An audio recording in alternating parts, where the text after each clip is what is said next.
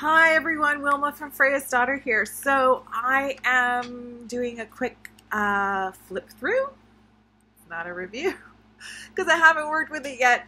Of the Spirit Keepers Tarot by the Vetruvian edition. When Benebell Wen first came out with the original first one, I think it was more of a silver color. This has a kind of a sepia tone. I wanted to get that one, and then I wasn't on top of things, and I missed out on it.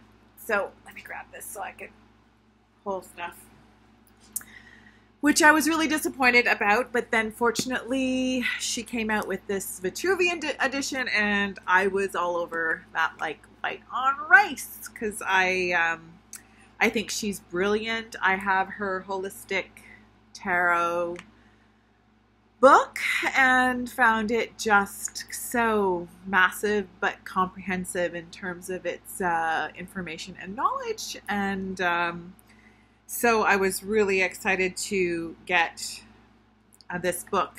I know that I also signed up with the Tarot Readers Academy with her course. I gotta get to that. I signed up to a few courses, so I'm slowly working my way through everything. And so I'm going to be doing hers. But I've also, accessed some of her videos and stuff on YouTube, and she's just amazing in terms of her just broad knowledge and the way she kind of brings a lot of information and stuff in, and a lot of sort of occult and metaphysical connections into tarot. So, and of course, I am at the moment really trying to kind of broaden and explore that. So anyway, so this is just beautiful.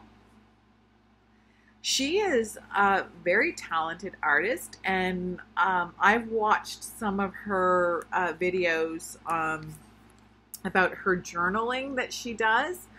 And I'm just, envious beyond belief, because I just think that she makes,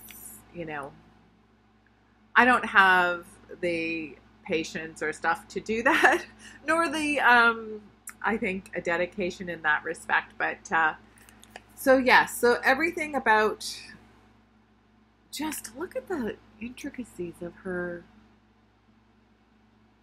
design, like, it's amazing. Anyways, great, amazing quality box.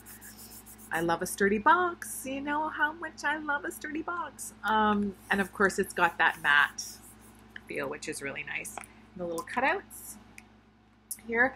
My understanding from the emails and stuff that I've gotten, that I get from her because I'm signed up to her newsletter, is that I don't know that she's going to be, or at least herself anyways, putting out another edition of this. I don't know if this is going to get picked up by a publishing company, maybe. But at the moment, she herself, I think, is, she's done the 2 editions, and that's it. So if you look inside, again, look, the amazing drawings. The Latin. So very, very, everything done with incredible style and class, as to be expected from her. So I'll just put this here. With it came, okay, so, she also emailed, like, she's unbelievable. She emailed, like, there's a book, I think a PDF file, which I did download, and it's somewhere on my computer. But that just sort of to go along with it and everything. And you can, I guess, print it up yourself on Lulu. So this is a little magnet with a little angel on there. And then everything came with a certificate of vital record card, and she named each deck, or each angel anyways. This is a certified abstract of birth for Arjanya. I don't know, like, can you imagine how much time it would have taken her to think of all the names?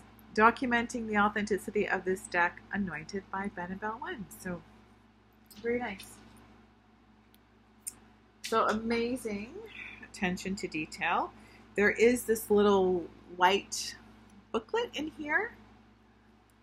And on top of that, like I said, she had sent out a PDF that as well with everything on it. And I think she's also got, like, on her website too, like a lot of information about the tarot. So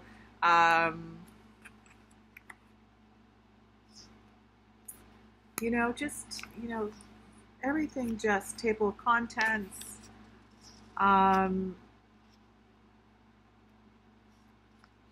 going into just a ton of detail, like incredible amount of information and detail.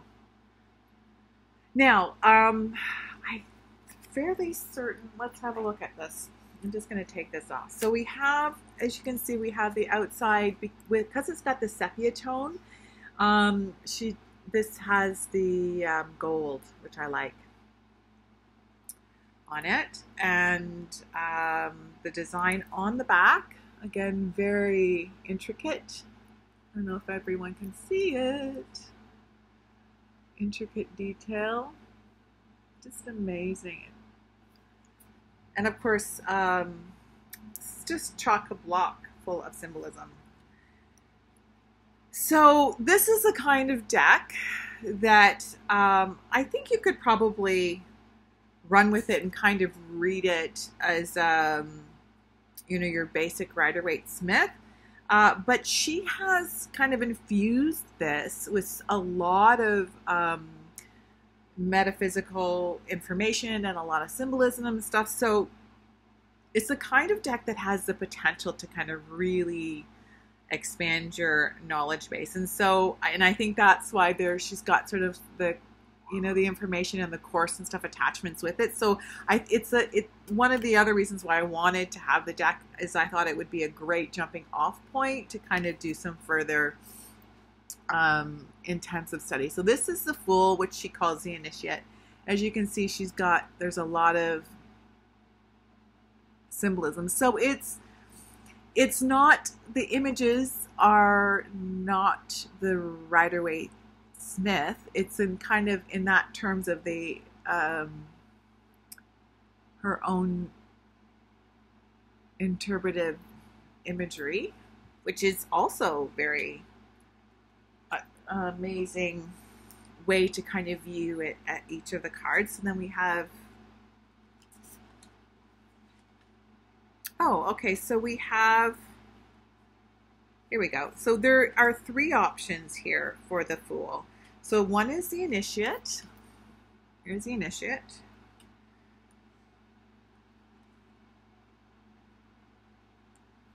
Okay, so, and the writing's at the bottom, sorry, for the Initiate it says, a spirit in search of experience.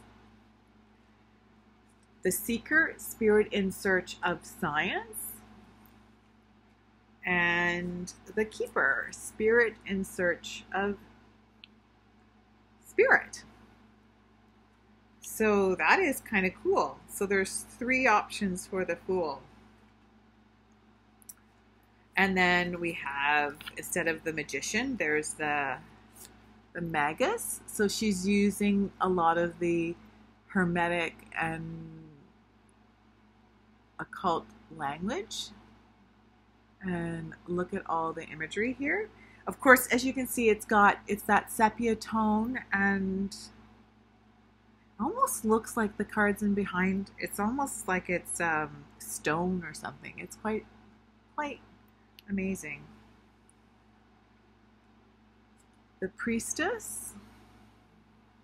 So you can see that there is, this has the pillars, and then there's the moon and stuff. So you can see how there is homage, particularly in this one, to the High Priestess from the Rider-Waite-Smith, the Empress,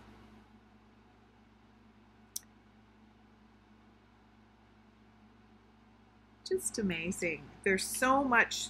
This is the kind of deck where you could really spend a ton of time with each card, just delving even deeper and deeper. I find I have a couple of decks like that. Most of them are the decks that are actually the thought system, which I have yet to really delve deeply into. So the Holy See instead of the Hierophant. But again, you see the... I'm dropping everything here. Hang on. I don't want this to get all messed up. So I'm going to pop that in there. So...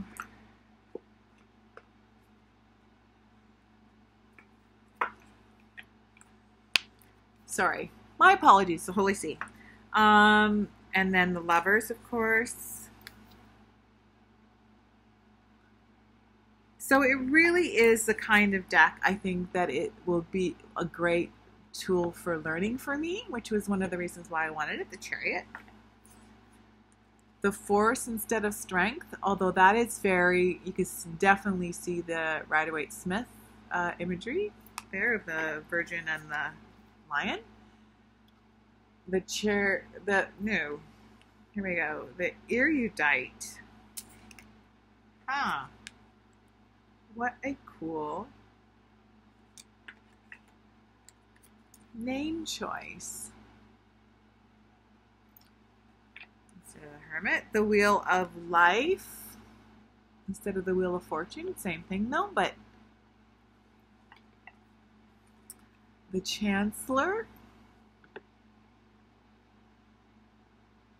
Okay, so that's in lieu of Justice, of course.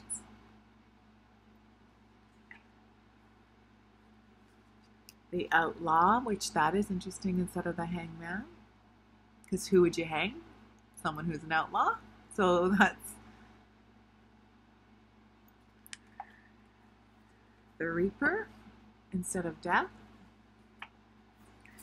The Angel instead of Temperance. I really liked that she has the Angel instead of Temperance, because I think sometimes Temperance is such a, the name of the card is so,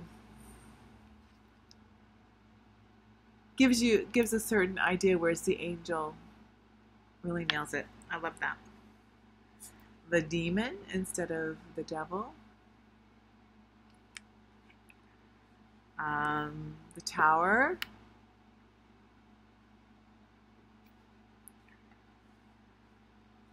The Healer instead of the Star. So awesome. The Necromancer instead of instead of the Moon card. I like that. The Warrior instead of the Sun card. Apocalypse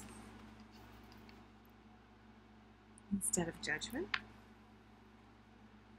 And of course, New World Order. So I'm very excited about this deck. I think this is going to be, so Sacred Fire. This is our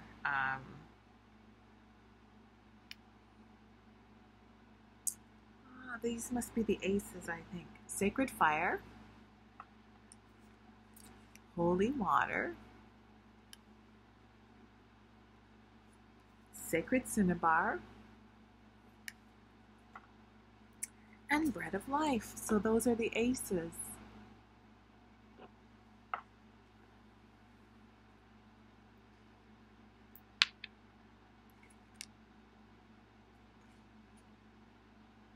And she has orbs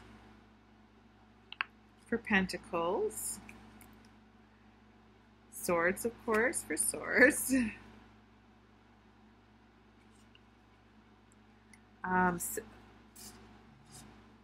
scepter for wands, and chalices for cups.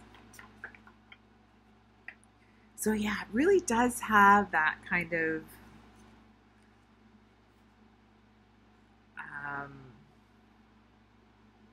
occulty kind of hermetic feel to it. So we've got the Two of Scepters. So the discerning one. So there's all kinds of just tons of stuff in here. So that's Two of Chalices, Two of Swords, and she names each card too. Two of Orbs, Three of Scepters, Three of Chalices, Three of Swords, Three of Orbs. Oh, here we go. Angel of Art.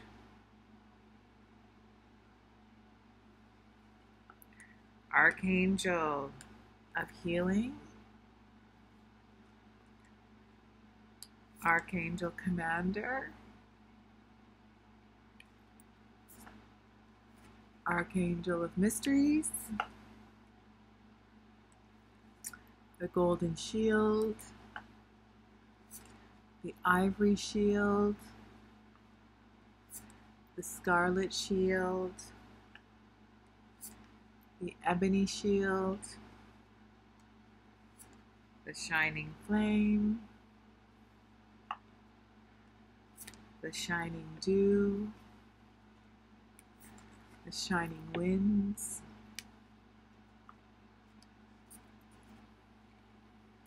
Yeah, the Shining Quarry.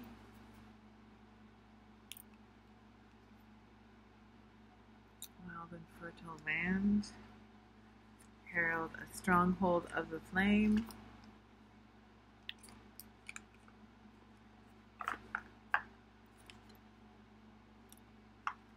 Stronghold of the Grail. Stronghold of the Zephyrs. Stronghold of the Veil. Herald of the Darkening. Four of Scepters. Four of Chalices. So this is just how that came out of the deck here. So Four of Swords. Four of Orbs. Five of Scepters. Five of Chalices. Five of Swords. Five of Orbs. Six of Scepters. Six of Chalices. Six of Swords. Six of Orbs. Seven of Scepters. Seven of Chalices. Seven of Swords. Seven of Orbs. Eight of Scepters. Eight of Chalices. Eight of Swords. Eight of Orbs. Nine. Nine of Chalices. So it's almost like some of them have a mix of different systems in here. Nine of Swords. Nine of Orbs. 10 of Scepters. 10 of Chalices,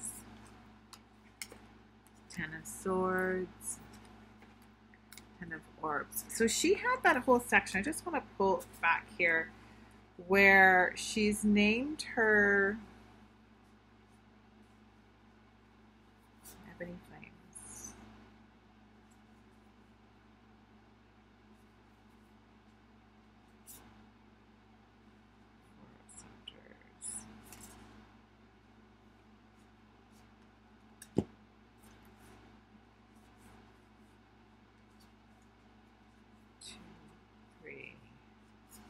Okay, that's it here. Hang on. So her core cards, so to speak, are different. So this I think is going to probably need a little bit getting used to. So we've got the archangels of glory, healing, commander, and mysteries.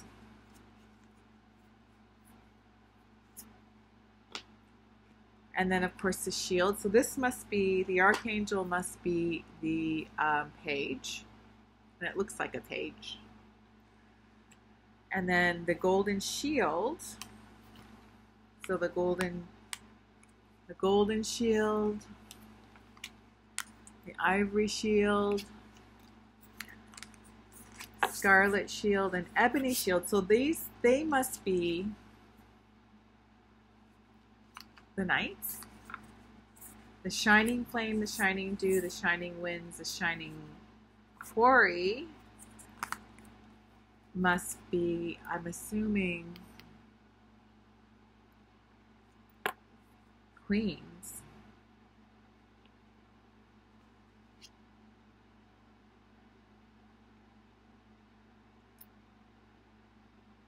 Or is that, you know what, I think this is going to need to have a look. So I'm not sure. This has the winged horse on it, so I'm wondering whether or not that would be the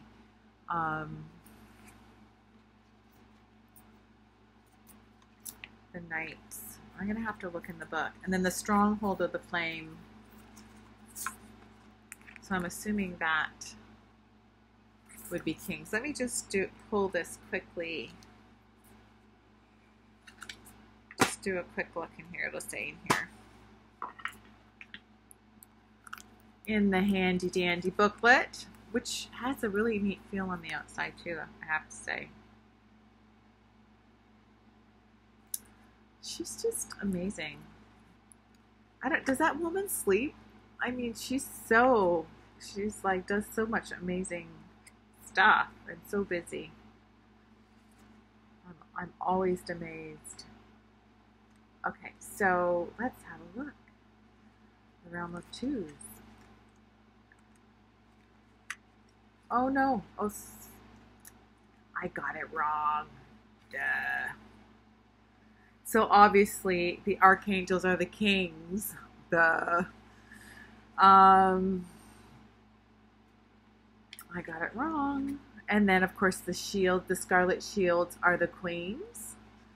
And of course the knights are the shining ones, and the pages are the stronghold,